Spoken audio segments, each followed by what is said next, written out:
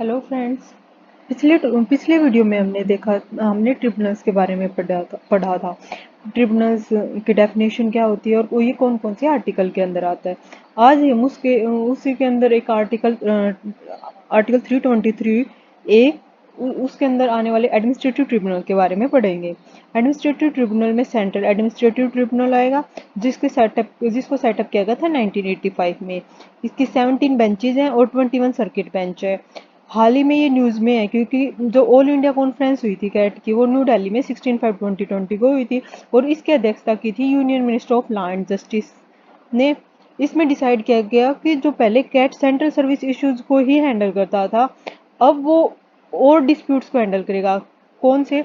Non central services को भी, कि UT of Jammu and Kashmir के जुरिडिक्शन से related.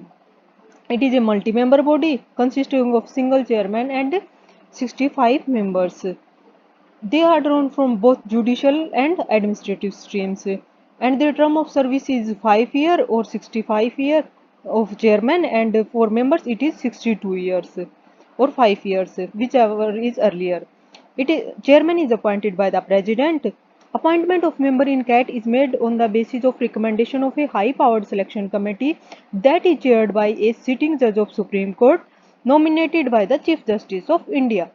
After obtaining concurrence of Chief Justice of India, appointment made by the approval of appointment committee of the cabinet. CAT is not bound by the procedure in the Civil Procedure Code of 1908. It is just guided by the principle of natural justice, so it is flexible in approach. Applicant may appear either in person or through a lawyer. यानी ये जरूरी नहीं है कि हमारे पास lawyer ही हो तभी हम इसकी सुनवाई कर सकते हैं। It also exercise original jurisdiction, किस रिलेशन में? रिक्रूटमेंट से रिलेटेड इश्यूज के अंदर, और ऑल सर्विस मैटर हैं पब्लिक सर्वेंट के, वो इसके अंदर कंसिडर किए जाएंगे।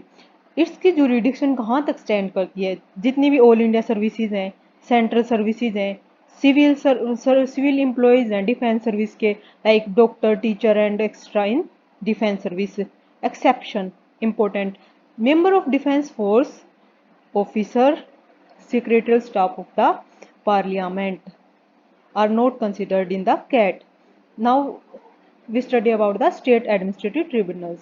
स्टेट एडमिनिस्ट्रेटिव ट्रिब्यूनल इम्पावर करता है सेंट्रल गवर्नमेंट को एस्टेब्लिश करने के लिए सेट हो। किसकी स्पेसिफिक रिक्वेस्ट पे? कॉन्सर्न स्टेट गवर्नमेंट की स्पेसिफिक रिक्वेस्ट पे। It also exercise original jurisdiction like CAT in relation to recruitment and all service matters state government employees, while in CAT will it handle central government employees service matter. It has also a single chairman and members both are appointed by the president after consultation with the governor. Till now, SAT have been set up in 9 states: Andhra Pradesh, Tamil Nadu, Madhya Pradesh, Himachal Pradesh, Maharashtra, Odisha, West Bengal, Kerala, and many other states has requested central government to establish SAT. Now we discuss about the joint administrative tribunals.